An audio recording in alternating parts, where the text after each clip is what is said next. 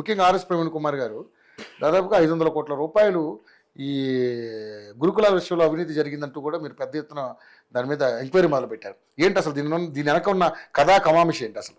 ఇప్పుడు గత ప్రభుత్వంలో పాలకుల అడుగులకు మడుగులొత్తుతూ వాళ్ళ శాఖల్లో ఉన్నటువంటి ప్రజాధనాన్ని వాళ్ళు ఐఏఎస్లు ఇప్పుడు అమయ్ కుమార్ కానివ్వండి, తర్వాత సోమేష్ కుమార్ కానివ్వండి, ఆర్ఎస్ ప్రవీణ్ కుమార్, వీళ్ళు ఆడ పెత్తనం చెలాయిస్తూ అక్కడ డబ్బుని దోచుకొని వీళ్ళు దాచుకొని కొంత ప్రభుత్వంలోని పెద్దలకు పంచినట్టు సమాచారం. అందుకే వాళ్ళు బానిసలుగా ఉన్నారు ఐఏఎస్లు ఆ రోజు. కాళ్ళు మొక్కటం, కవిత కాళ్ళు మొక్కటం, కేసీఆర్ కాళ్ళు మొక్కటం ఇట్లాంటివి చేశారు. కాబట్టి ఈ ప్రభుత్వం అట్లా ఒప్పుకోలే. ఏమంటే మన ఒక ఐఏఎస్ రేవంత్ రెడ్డి గారు కాళ్ళు మొక్కితే వెంటనే నోటీసులు ఇచ్చారు, అట్లా చేయటం చట్ట విరుద్ధం, అట్లా చేయొద్దు అని చెప్పి ముఖ్యమంత్రి రేవంత్ రెడ్డి గారి చొరవతో సిఎస్ రామకృష్ణారావు గారు ఇచ్చారు. అయితే ఇక్కడ మనం సోమేష్ కుమార్ గారిది 1400 కోట్లు.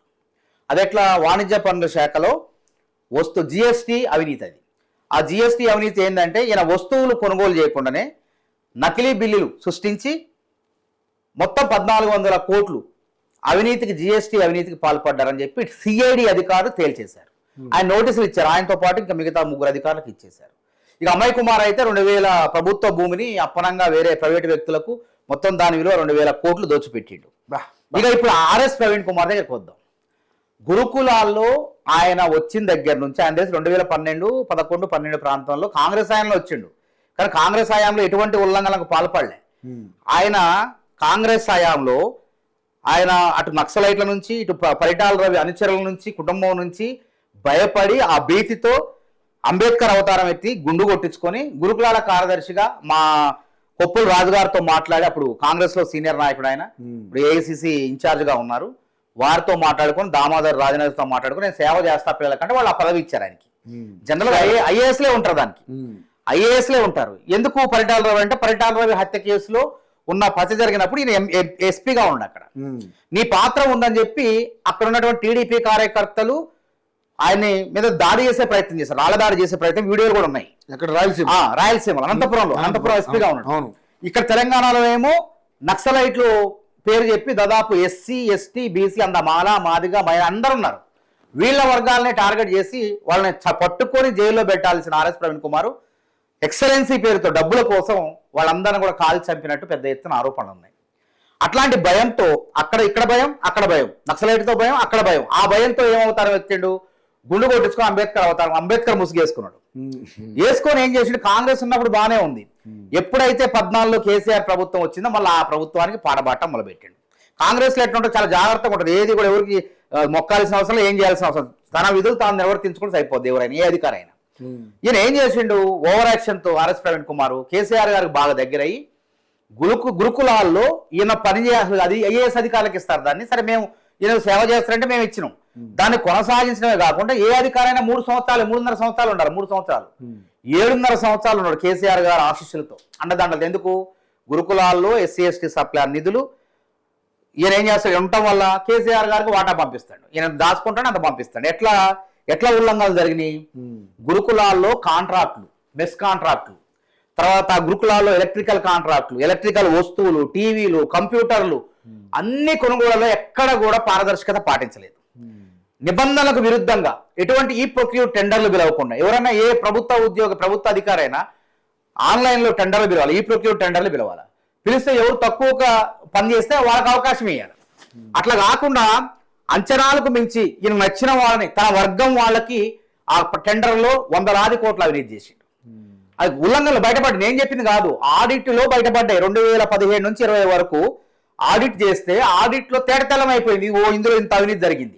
అదేవిధంగా వస్తువులు కొనుగోళ్లే కాదు, పిల్లలకు కోడింగ్ అంటే కంప్యూటర్ కోడింగ్ శిక్షణ ఉంది, దాన్ని 4 పాఠశాలల్లో ఇస్తా అని చెప్పి 4 స్కూళ్ళల్లో ఇప్పిస్తా అని చెప్పేసి 2 స్కూళ్ళలో ఇప్పించేసి మిగతా వాటిలో ఇవ్వకుండా 97 లక్షలు కాజేసిండు ఆర్ఎస్ ప్రవీణ్ కుమార్. ఇది తేటతెల్లం అయిపోయింది, ఆడిట్లో దొరికిపోయిండు, పక్కా దొరికిపోయిండు. అదేవిధంగా ఉద్యోగాలు ఇవ్వాలంటే ప్రభుత్వంలో ఆర్థిక శాఖ అనుమతి ఉండాలి. ఆర్థిక శాఖ కాంట్రాక్ట్ అయినా ఏదైనా ఆర్థిక శాఖ అనుమతి ఇచ్చిన తర్వాత వాళ్ళని విధుల్లో తీసుకోవాలి. అసిస్టెంట్ కేర్ టేకర్లు, తర్వాత కమ్యూనిటీ రిలేషన్ ఆఫీసర్లు అని చెప్పి, కంప్యూటర్ ఆపరేటర్లు అని చెప్పి, ఈయన నచ్చిన వాళ్ళని గురుకులాల్లో ఆ అవినీతి బయటపడకుండా ఉండాలంటే ఈయన వర్గాన్ని, వేరే వర్గాలు అయితే ప్రశ్నిస్తారు కదా, ఈయన వర్గాలని చెందిన ఒక వర్గం వ్యక్తుల్ని పెట్టుకోవడం పెద్ద అవినీతి ఇది. వాళ్ళకి మళ్ళీ ఏం చేసిండు, వాళ్ళ జీతభత్యాలు ఎట్లా ఇచ్చిండు, ఎస్ఆర్ శంకరన్ ఏజెన్సీని సృష్టించండి. నేనే ఎస్ఆర్ శంకరన్ అంటే ఆ గురుకులాలకు పురుడు పోసినటువంటి వ్యక్తి, మహానుభావుడు, నిజాయితీపరుడు, ఒక ఐఏఎస్, కేరళ బ్రాహ్మణు. చనిపోయేటప్పుడు చిల్లకు ఒక జత బట్టలు మాత్రమే ఉన్నాయి, సొంత ఇల్లు కూడా లేదు, ఆయన పెళ్లి కాలేదు. తన జీవితం మొత్తం కూడా దళితుల కోసం, గిరిజనుల కోసం, ఆదివాసీల కోసమే త్యాగం చేసిండు ఆయన.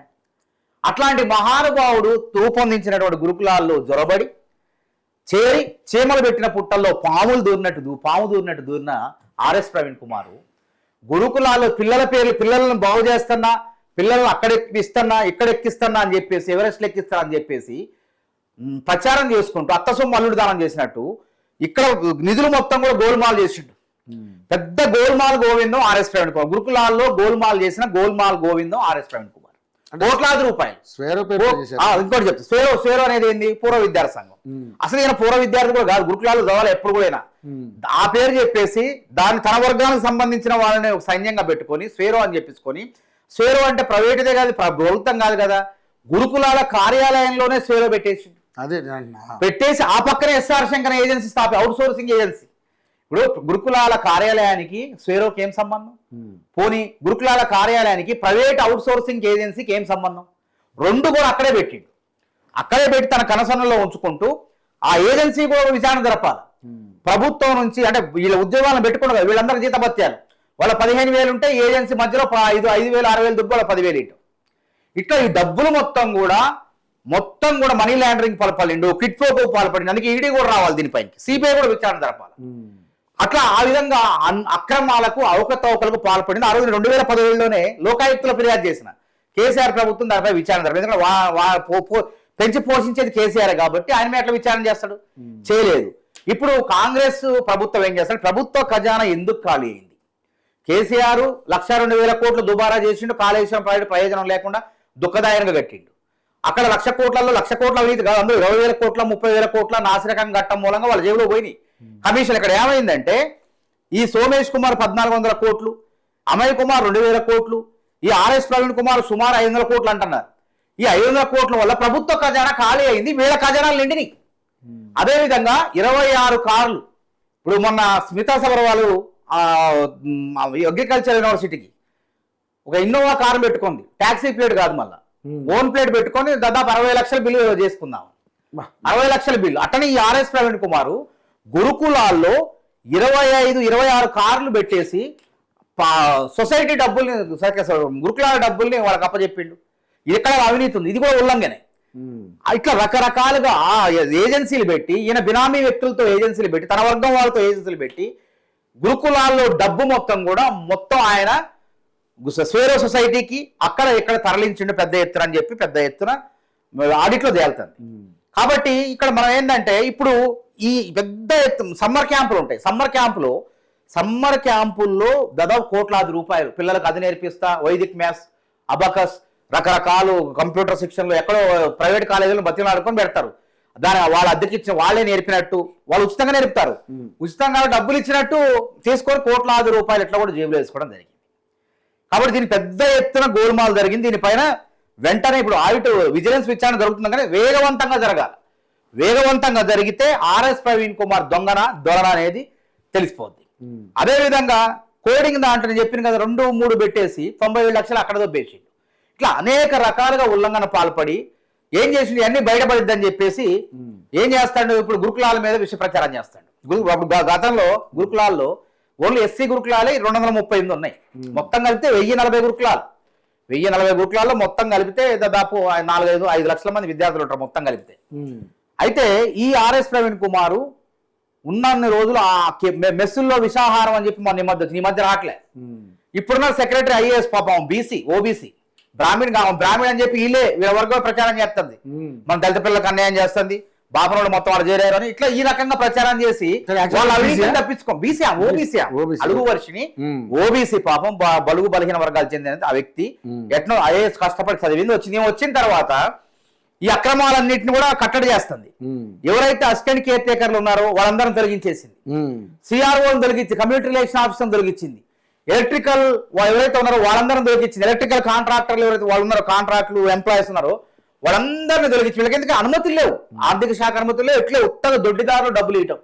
తన స్వేరోలు గతంలో కాలేజీలో పోయి ప్రిన్సిపాల్ని బెదిరించి స్వైర విహారం చేసి ఇష్టారీతిగా వ్యవహరించేవాళ్ళు ఆర్ఎస్ ప్రవీణ్ కుమార్ అన్నతో. ఇప్పుడు వాడన్నింటిని కూడా లోపల రానికి, వాళ్ళు ఎవరిని కూడా లోపల రానిట్లేదు. అదేవిధంగా ఈ ఆర్ఎస్ ప్రవీణ్ కుమార్ హయాంలో ఎంతో మంది ఆయన వర్గంగానే ప్రిన్సిపాల్ వేరే కులాలకు చెందిన వాళ్ళు వేధింపులకు గురయ్యారు. ఈ స్వేరోలకి వీళ్ళు చెప్పిన మాట లేకపోతే డబ్బులు ఇవ్వకపోతే ప్రవీణ్ కుమార్ చెప్పించి వాళ్ళందరినీ బదిలీ చేయటము, దూర ప్రాంతాలు బదిలీ చేయటము, లేకుంటే సస్పెన్షన్ చేయటము, వాళ్ళ ఉద్యోగాల నుంచి పీకి వేయటము, వాళ్ళ ఏసీబీ కేసులు కావాలని పట్టించడం, ఇట్లా ఇరికించేది. టార్చర్ చేసిన వేధింపులు పెద్ద ఎత్తున బయటపడే. తుపాకీ రాజ్యం నడిచేది గురుకులాల్లో. తుపాకీ పెట్టి ప్రిన్సిపాల్ రా అనేది. గురుకులాల్లో విజయానికి కారణం ఉపాధ్యాయులు, ప్రిన్సిపాల్ అవుతారు. కానీ ఈయనకేం సంబంధం చెప్పండి? ఒక విద్యార్థికి ఆ రోజు వచ్చినాయి, ఇవాళ ఇంకెక్కువ వచ్చినాయి. ఇవాళ అలుగు వర్షిణి గారు నిజాయితీగా అలా పరిపాలిస్తున్నారు.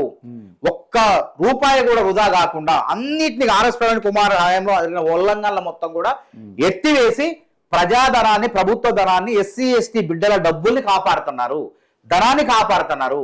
ఇక దజ్జూసి ఓర్చుకోలేక ఆమె మీద కూడా దుష్ప్రచారం చేసే ప్రయత్నం చేస్తారు. అంటే వీళ్ళు ఎవరు ఉండనీరు. ఆర్ఎస్ ప్రవీణ్ కుమార్ అనుచరులు ఏం చేస్తారంటే, అలుగు వర్షిణి వస్తే మనకు ప్రమాదం, మన కిందకే నీళ్లు వస్తున్నాయి, ఈ మీద అబాండాలు వేయాలా, అసత్య ప్రచారం చేయాలని చెప్పి పూనుకున్నారు.